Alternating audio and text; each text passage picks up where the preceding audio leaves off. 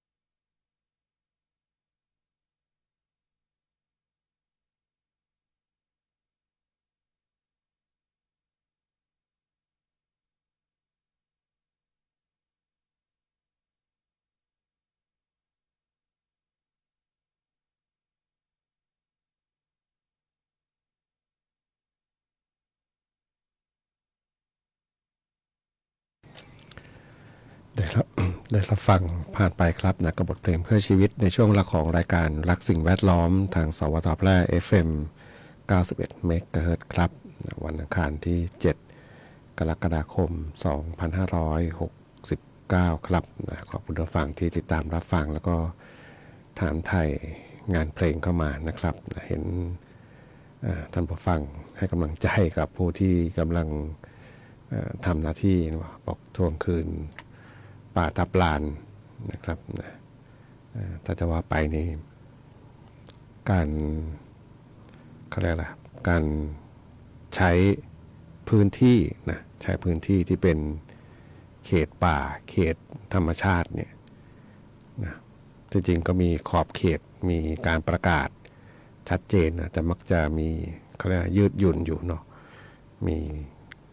ใช้บางคนก็บอกเคยมีเข้าไปทำกินมาก่อนมีการประกาศนะครับแต่หลายครั้งก็ชัดเจนว่าคือเอาละนะก็จะมีเข้าไปทำกินแต่ว่าการทำกินไม่ใช่เป็นคือในอดีตมันมีป่าทั้งหมดนั่นแหละเนาะเพียงแต่มนุษย์เราลุกเข้าไปพื้นที่ต่างๆนะเข้าไปทำกินนะแต่ว่ามันบางครั้งนะการที่จะต้องรักษาพื้นที่ป่าไว้นะเพื่อสร้างความสมดุลเนี่ยนะมันก็จำเป็นนะจำเป็นนะครับนะเพราะว่าถ้าอะไรก็ตามนะก็เชื่อว่าตอนนี้มันขาดความสมดุลไปแล้วนะ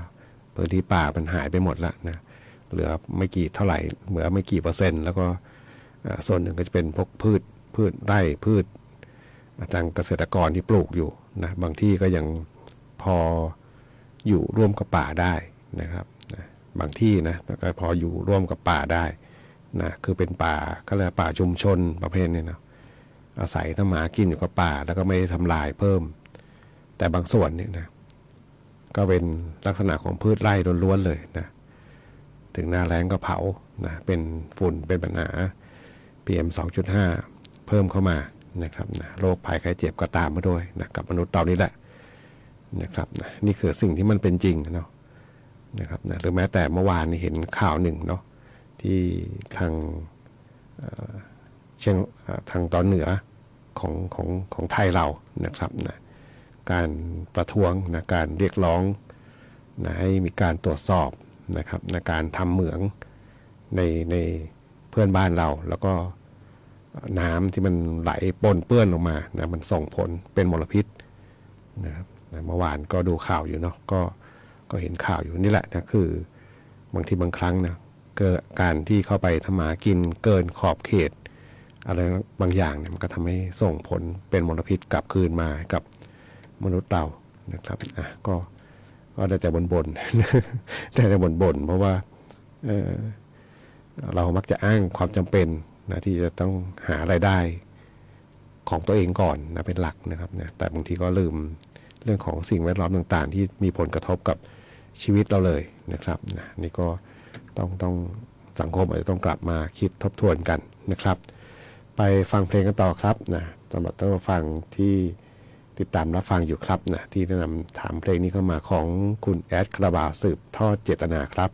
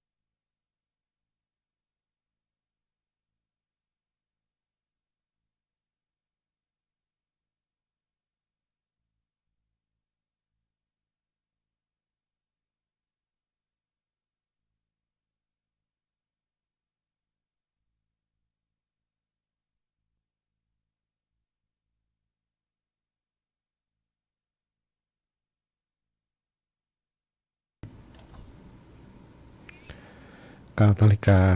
46 นาทีครับกับช่วงเวลาของรายการรักสิ่งแวดล้อมทางสวทแพร่ FM 91 เมกะเฮิรตซ์ครับขอบคุณผู้ฟังที่ติดตามรับฟังครับแล้วก็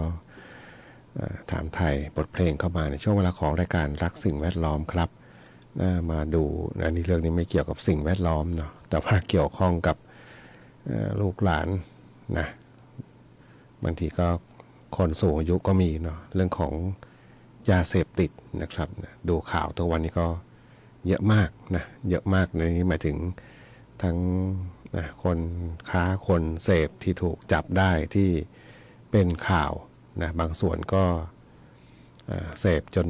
ก็ได้ประสาทหลอนนะก็มีนะครับทางจังหวัดแพร่นะเมื่อวานนี้นะวันที่ 6 กรกฎาคมนะเมื่อวานนี้14 นาฬิกา16 นาฬิกา 15 นาทีที่สถานีตำรวจภูธรเมืองแพร่นะครับโดยทางนายสมชัยเลิศประสิทธิพันธ์ผู้ว่าการจังหวัดแพร่ก็นะเป็นประธานในพิธีปล่อยแถวกำลังพลครั้งใหญ่นะบอกปฏิบัติการตามแผนภายใต้ยุทธศาสตร์ 90 วันนะพิฆาตยาเสพติดและภัยมั่นคงนะครับนะซึ่งก็บอกว่ามีปฏิบัติการกัน9 ด้านนะครับนะปราบปรามการบุกรุกมีเรื่องของปราบปรามบุกรุกที่ดินสาธารณะกวาดล้างอาชญากรรมทางเทคโนโลยีตรวจสอบธุรกิจนอมินีป้องกันและปราบปรามยาเสพติดอย่างเข้มข้นนะป้องกันและปราบปรามการฟอกเงินการจัดการกลุ่มผู้มีอิทธิพลการแก้ไขปัญหาหนี้นอกระบบการดูแลความปลอดภัยนักท่องเที่ยวนะแล้วก็การเชื่อมโยงฐานข้อมูลด้านความมั่นคงนะครับนะนี่เขาบอกปฏิบัติเรื่องของแก้ปัญหาความมั่นคงและยาเสพติดอย่างจริงจังนะตามนโยบายรัฐบาลนะมุ่งเน้น9 ประเด็นสำคัญนะครับนะนี่ก็ถือว่าเป็นการปฏิบัติงานกันอย่างเข้มข้นนะครับนะก็เห็นมาอันนี้ไม่แน่ใจเนาะเพราะเห็นมาช่วงเดือนที่แล้วเนาะก็จะมีเจ้าหน้าที่ตำรวจเนาะในชุมชนในหมู่บ้านนี่ก็ดูจะเข้มข้นขึ้นนะเข้าไปตรวจตาไปตั้งจุดตรวจต่างๆนะครับนะก็ดูแลทุกสุขด้วยเนาะสำหรับเจ้าหน้าที่ตำรวจนะครับแล้วก็เดี๋ยวทำงานกันอย่างเข้มข้นเลยทีเดียวนะครับไปฟังเพลงกันต่อครับกับช่วงเวลาของรายการรักสิ่งแวดล้อมทางสวทแพร่ FM 91 เมกะเฮิรตซ์ครับ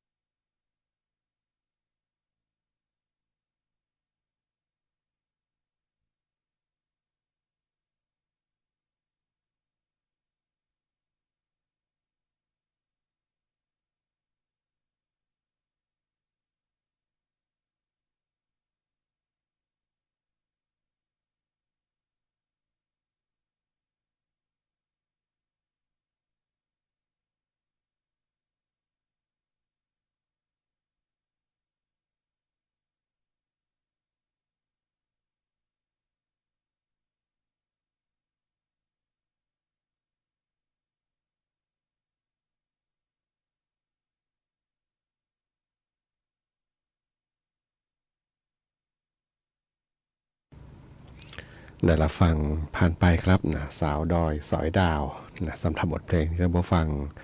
ถามถึงเข้ามาในช่วงเวลาของรายการรักสิ่งแวดล้อมทางสวทแพร่ FM 91 เมกะเฮิรตซ์ครับนะก็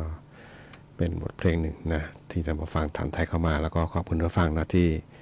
โทรศัพท์มาสักครู่บอกนะเรื่องของฝนฟ้านะวันนี้ฟ้าครึมๆอีกแล้วนะ ฟ้าครึมๆอะไรนะฝนมันกระตกแล้วก็ตกนะนะครับนะเรื่องของฝนทางบ้านเรานะครับนะเนื่องจากว่าอิทธิพลของเจ้าบาวีนะไม่ใช่บาวีนะบาวีนะก็ส่งผลกับเขาเรียกนะเป็นเรื่องของร่องมรสุมเนาะคือไม่ได้เข้ามาทางไทยเลยนะเฉียดขึ้นไปทางจีนทางเหนือนะครับแต่แรงมากนะลูกเดียนะครับนะแรงกว่าเจ้าไมศักนะเจ้าไมศักเองที่เข้าไปก็ทำให้พื้นที่ในประเทศจีนบางส่วนนะฝนตกน้ำท่วมกันหนักเลยนะครับนะหอบน้ำไปเยอะนะส่วนเจ้าบาวีนี่ก็นะถ้าดูตามกระแสลมนะเมื่อวานดูเรดาร์อากาศเนี่ย200 กิโล200 กว่า